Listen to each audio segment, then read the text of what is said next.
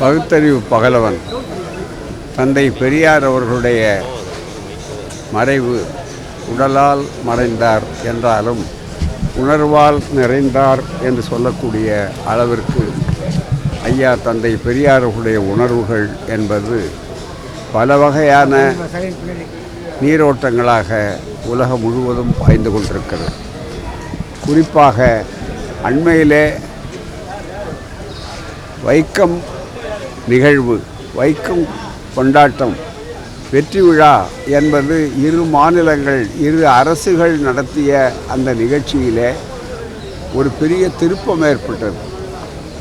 எல்லா இடங்களிலும் இருக்கிற ஒடுக்கப்பட்ட சமுதாய மக்கள் தங்களுடைய விலங்கை உடைத்து தீண்டாமை, பாராமை, நெருங்காமை இவர்களை எல்லாம் அழித்து ஒரு புதிய சமுதாயம், ஜாதியற்ற சமுதாயத்தை, வேதமற்ற சமுதாயத்தை, அடிமைகளும் அறியாமையும் இருக்கக்கூடாத ஒரு சமுதாயத்தை உருவாக்க வேண்டும் என்ற உணர்வை உண்டாக்கிய நிலையில் இன்றைக்கு அவருடைய 51வது ஆண்டு நாம் அனுசரிக்கின்றோம். நினைவு நாள். பெரியாருடைய மறைவுக்கு பின்னாலே இந்த இயக்கங்கள் இருக்காது, திராவிட இயக்கங்கள் அழிந்துவிடும், சுயமரியாதை இயக்கத்துக்கு வேலை இல்லை என்றெல்லாம் சில எதிரிகள், கொள்கை எதிரிகள் கணித்தார்கள்.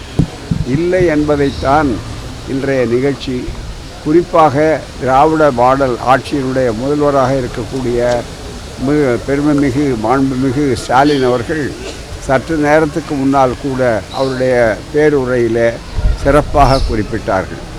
எனவே இந்த இயக்கத்துக்கு மேலும் மேலும் எதிர்ப்புகள் வளர்ந்து கொண்டுதான் இருக்கும். இன்னமும் கூட எதிர்ப்புகள் என்பது திராவிட இயக்கத்தை பொறுத்தவரையில் அந்த கழனியில், அந்த வயலில் போடுகின்ற உரங்களாக அவைகளை தந்தை பெரியார் காலத்திலிருந்தே அனுபவித்து பயிர்கள் சிறப்பாக வளரக்கூடிய அளவிற்கு காட்டியிருக்கின்றன என்பதைத்தான் இந்த 51வது ஆண்டு நினைவு நாளில் தெளிவாக தெரிகிறது. உலகம் முழுவதும் பெரியார் கொண்டாடப்படுகிறார்.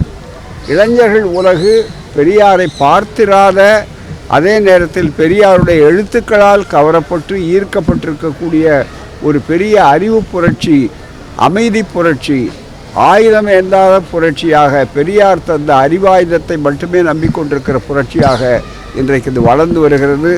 இது மேலும் மேலும் சிறப்பாக வளரும். பெரியாருடைய கைத்தடி எங்கெல்லாம் விலங்குகள் இருக்கிறதோ அவைகளெல்லாம் விரட்டும், உடைக்கும். அதுதான் இதனுடைய தத்துவம். எனவே தான் மேலும் மேலும் இந்த இயக்கம் வளரும்.